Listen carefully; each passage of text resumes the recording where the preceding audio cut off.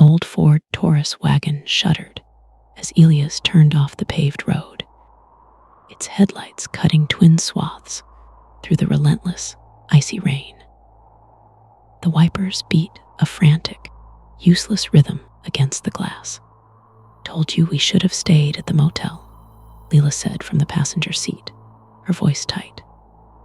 She clutched her paperback, her thumb worrying the corner of the page. The motel was a dump, and the radio said it was just rain. This, Elias gestured at the windshield, where the rain was beginning to crystallize into a slushy mix. "This is a surprise." In the back, their 8-year-old son, Sam, was pressed against the window. "It's turning to snow, Mom. Real snow."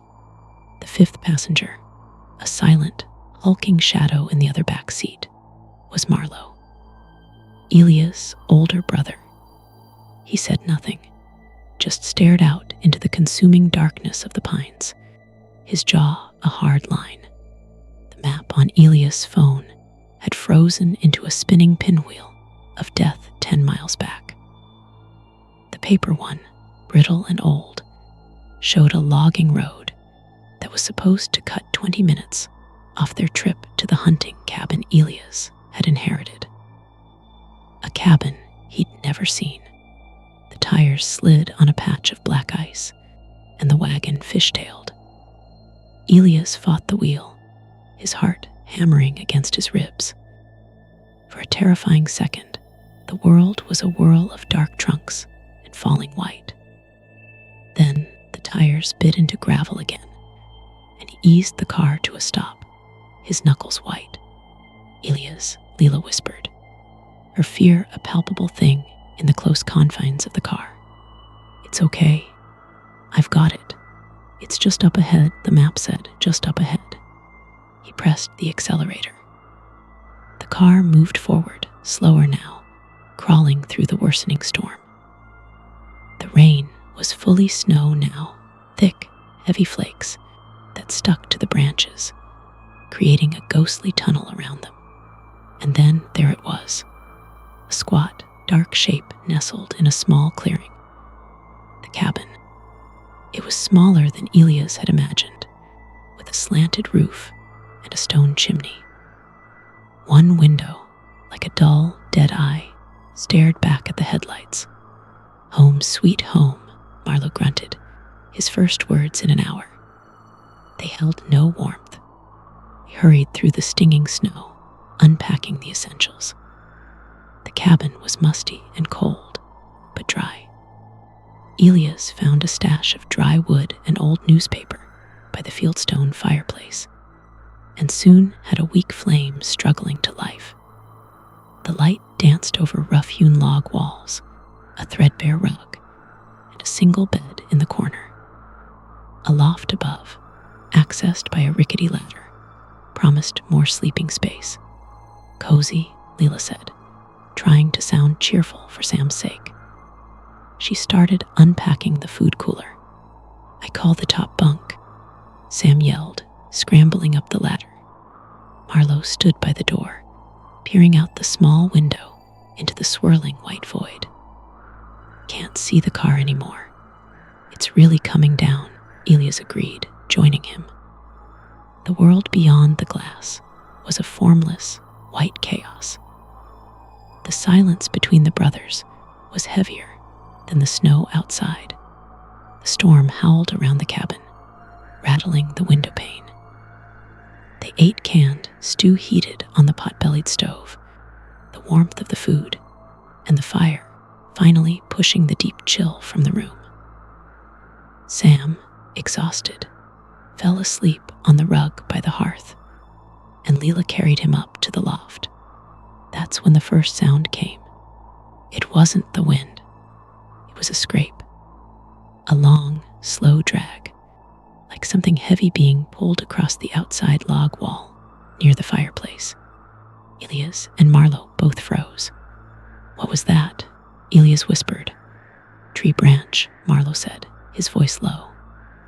But his eyes darted toward the door, and his hand, Elias noticed, had clenched into a fist The wind moaned, the fire crackled.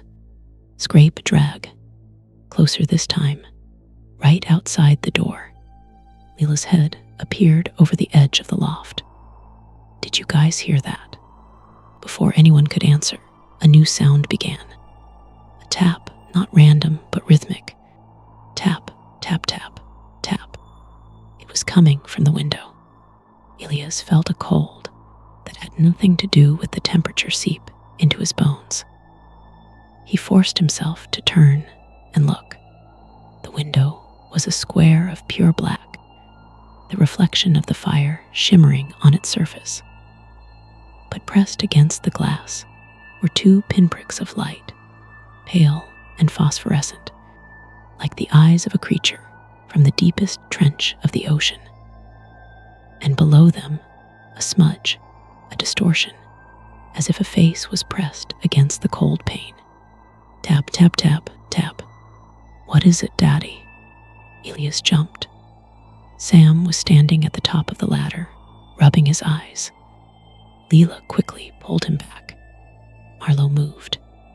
He strode to the door, grabbing the iron poker from the fireplace set. Marlowe, do, Ilias hissed. But his brother was already throwing the bolt and yanking the door open. A whirlwind of snow and freezing air blasted into the cabin, making the fire gutter. For a split second, the doorway was empty. Then something resolved itself in the darkness beyond. It was tall, impossibly so, and thin, its form seeming to be woven from the shadows and falling snow itself. It had no discernible features, just those two terrible, shining points of light where its eyes should be. It didn't walk. It shimmered, shifting forward without moving its legs. Marlowe, a man who'd never shown fear in his life, took a stumbling step back. What the hell? He breathed. The thing in the doorway raised a long, spindly limb. It wasn't a hand. It was a collection of twig-like fragments, clacking together softly.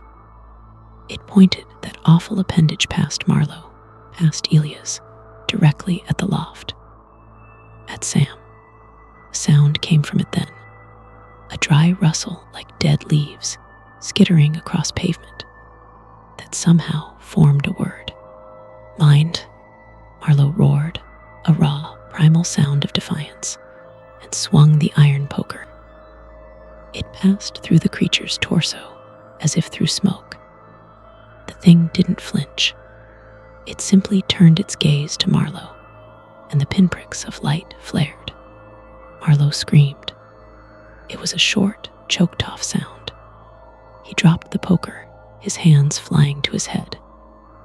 He collapsed to his knees, then onto his side, twitching violently, his eyes wide and unseeing, fixed on some private, internal horror. The thing glided into the cabin. The air grew deathly cold. The fire shrank, its light dying, its crackle silenced. Ilias stood, paralyzed, his mind screaming at his limbs to move, to do something. He saw Leela up in the loft, clutching a sobbing Sam to her chest, her face a mask of terror. The creature ignored Ilias. It moved toward the ladder, its form flowing up and over the obstacles in the room. It began to ascend, not using the rungs, but rising alongside it, a column of nightmare and shadow, its glowing eyes fixed on the boy. Its twig-like hand reached for Sam. No, the word was torn from Ilias' throat. He looked around wildly, his gaze falling on the old, battery-powered transistor radio on the shelf. Leela had been trying to get a weather report on it earlier, but it had only produced static. Now, as the creature's fingers brushed Sam's hair, a blast of static screeched from the radio speaker, so loud it hurt Ilias' ears. The creature recoiled as if struck. It twisted in the air, its light eyes swiveling toward the noise, a hiss of pure rage escaping it. It hates the sound, Elias thought, a spark of desperate hope igniting. The disruption, the chaos. He lunged for the radio, fumbling with the dial. The static warbled and screamed.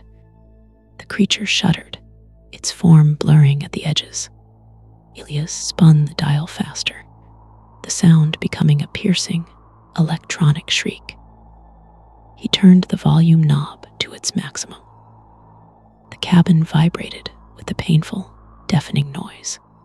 The thing in the cabin let out a wail that was the sound of a forest dying, of ice cracking over a deep, black lake. It thrashed, its form beginning to unravel like smoke in a gale. The pale lights of its eyes flickered, dimmed, and then went out. With a final sucking pop, it was gone. The radio died instantly, the plastic casing cracking with a sound like a gunshot. Silence rushed in, broken only by the soft moan of the wind outside and Sam's quiet whimpers. The fire roared back to life in the hearth, as if it had never dimmed. Elias stumbled to his brother. Marlowe was breathing in ragged gasps, his eyes slowly focusing. "Eli," he croaked. I saw. "It's gone," Elias said, helping him sit up. "It's gone." He climbed the ladder. Leela clung to him, and he held them both, his wife, his son, their hearts beating a frantic, synchronized rhythm of survival. They didn't sleep. They sat huddled together by the fire as the storm finally began to abate. The snow turned back to cold, pre-dawn rain, tap-tapping gently on the roof. As the first gray light of morning filtered through the window, Elias ventured outside. The world was pristine, blanketed in deep, unbroken white. There were no footprints leading to or from the cabin door. None at all. But when he looked back at the window, he saw it. A single handprint smudged on the glass. It was large and all wrong, with too many long, finger-like impressions. It was already melting away in the rain. He went back inside, bolted the door, and added another log to the fire. He knew they would never speak of it again. But he also knew, with a cold certainty, that the thing in the snow didn't forget. It only waited,